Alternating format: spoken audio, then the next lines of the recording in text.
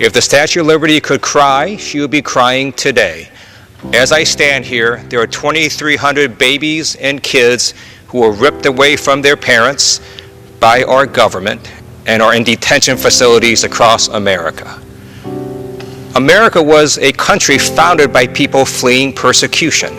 We were a land of immigrants. President Ronald Reagan called us that shining city upon the hill. Unfortunately, Donald Trump and Homeland Security Secretary Nielsen have perverted that grand legacy and have now engaged in a functional equivalent of kidnapping. Racism is a system of cheating, just as sexism is. Anytime you give an individual or a group of individuals or a race of people an advantage over others, that's cheating. We have always welcomed people from every country, every ethnicity, every religion into our country. We have to be able to see an American as many faces. Discrimination. We see this in many different forms in today. We see it in harassment, sexism, most importantly, racism. That's the most common out of all of them. If it's one person acting in a violent way towards another person based on race, that wouldn't be a constitutional issue, but it would be a crime. Racism is a topic that must be addressed by our nation. Not only does it divide us, but it also makes our government look biased and uncivilized. Well, first of all, I think when you say, who is an American, do you judge them because of what their face looks like?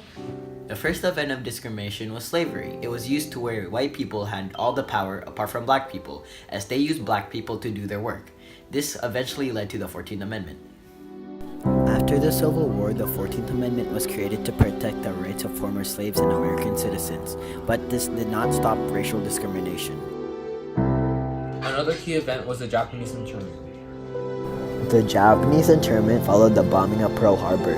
On December 7, 1941, Japanese bombers bombed an American naval base in Hawaii called Pearl Harbor.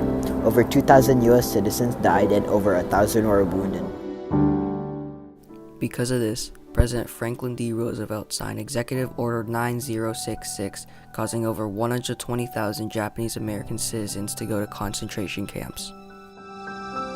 Well, you know, I was an American citizen. My mother and father were American citizens. More than half, 70% of the people that got sent into those internment camps were Americans. What our government did not realize was that they are depriving the life, liberty, and property of American citizens all because of their race, which is violating the 14th Amendment. 51 years later, in 1993, President Bill Clinton signed a letter of apology to apologize to all the Japanese Americans who were sent to the internment camps.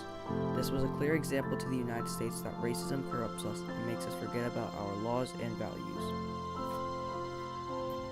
Current-day racism takes a big part in modern-day society, as seen on media, such as news, law cases, and many more sources. There are groups of people that haven't been treated fairly historically and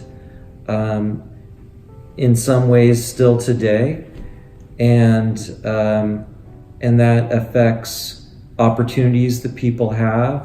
It affects how people view their place in society.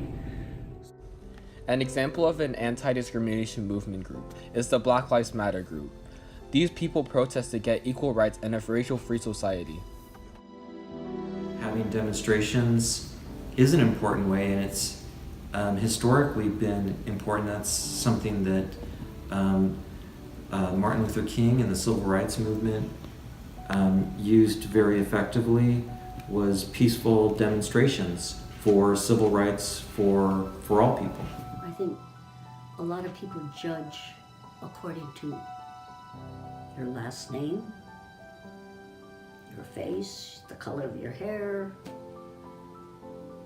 and that's not a true American. You've heard it from a victim of racism, a state judge, and seen debates about this topic all over our nation. We must enforce laws to end racism in order to form a more perfect union.